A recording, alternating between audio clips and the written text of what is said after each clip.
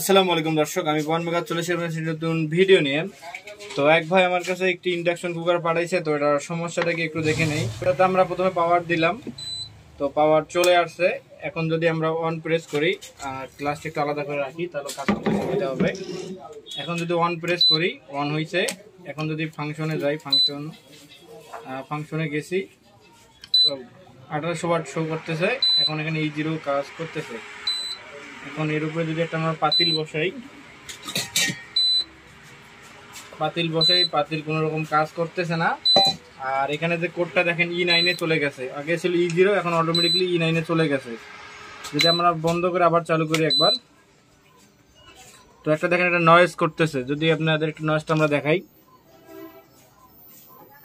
দেখেন সাইকেলে একটা নয়েজ করতেছে, একটা নয়েজ করতেছে। প্লাস যদি অন করার সঙ্গে নয়েজটা হারে যাচ্ছে।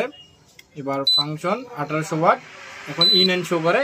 আবার যদি পাতিলের উপরে বসাই, কোনো রকম রেসপন্স নাই। তো এই সমস্যার সমাধান কীভাবে করবো সেটা আজকে আমাদের এই ভিডিওতে দেখাবো। তো আর কথা বলবো না, চলুন আমাদের ভিডিওটা শুরু করবো।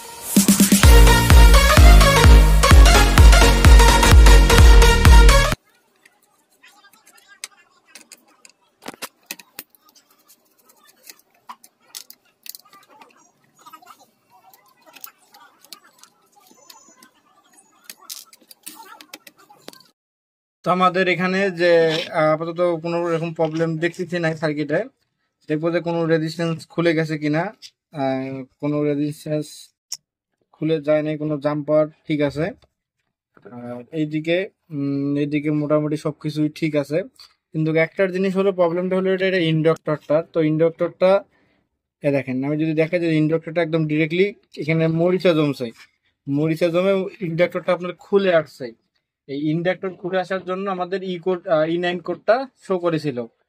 আমাদের মনে করেন আপনার E5 পর্যন্ত যেগুলো কোড আছে সেগুলো আপনার রেজিস্ট্যান্স, ফ্যান মানে এক্সেট্রা ওভারহিটিং এর জন্য আছে। আর E5 এর পরে যেগুলো কোড আছে ইন্ডাকশনে, সবগুলো আপনার IGBT সেকশন থেকে আসে।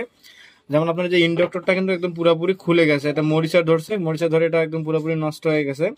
তো এটার জন্য হয়তো E9 ইউরো আসতে পারে। আর দ্বিতীয় কথা হলো, এখানে যে আপনার ডায়োডের সোল্ডারিং গুলা, তো এগুলা ঠিক আছে, কোনো রকম প্রবলেম নাই। তো আমরা কি করবো, জাস্ট ইন্ডাক্টরটাকে পরিবর্তন করে দেখবো যে আমাদের সমস্যাটা সমাধান হয় কিনা। আগের ইন্ডাক্টরটা খুলে নিয়েছি, এখন এখানে নতুন ইন্ডাক্টর লাগাবো। তো এটারও কোনো দিক হয় না, প্লাস মাইনাস, জাস্ট সাইজের কম বেশি হয়। তো ছোট সাইজও লাগালেও এখানে আপনার কাজ করবে, সমস্যা না। তো জাস্ট আমরা যেভাবে খুলেছিলাম ঠিক সেম ভাবে এখানে এখন বসাই দেব। তো আমরা ইন্ডাক্টরটা লাগিয়ে নিয়েছি। আর এখানে যে শো শব্দটা করছিল, এই শো শব্দগুলো সাধারণত আমরা ক্যাপাসিটার জায়গা থেকে করে। যদি ক্যাপাসিটার কোনো লুজ কানেকশন থাকে 4.7 UF, যে ক্যাপাসিটারটা আছে পাওয়ার সেকশনে, যে ক্যাপাসিটারটা, এটা যদি কখনো আপনার এরকম সমস্যা করে তখন আপনার শো শব্দ করে। প্লাস যখন যদি আপনার গরম অবস্থায় দেখেন আপনার শো শব্দ করে বেশি, তখন আপনার যে 0.3 মাইক্রোওয়াট ক্যাপাসিটারটা সেটা পরিবর্তন করে দিবেন, সেটা ঠিক হয়ে যাবে। তো আপাতত এখানে আর কোনো প্রবলেম আমার চোখে পড়তেছে না। এখন জাস্ট কি করবো, আমরা লাইনে দেবো, এটা লাইনে দিয়ে ফিটিং করে এটা চালু করে দেখবো যে এটার সমস্যাটা সমাধান হয়েছে কিনা, নাকি আর অন্য কোনো প্রবলেম আছে এটাতে। তো জাস্ট আমরা যেভাবে খুলে রেখেছিলাম ঠিক সেম ভাবে এটা আমরা এখন ফিটিং করবো।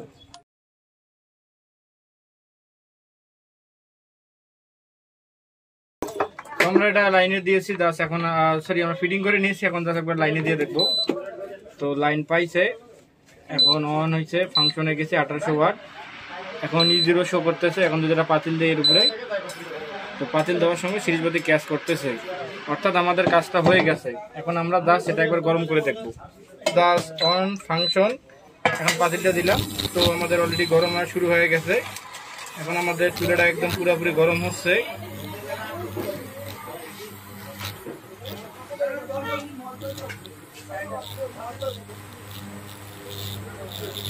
তো আমাদের চুলাটা একদম মোটামুটি পারফেক্ট।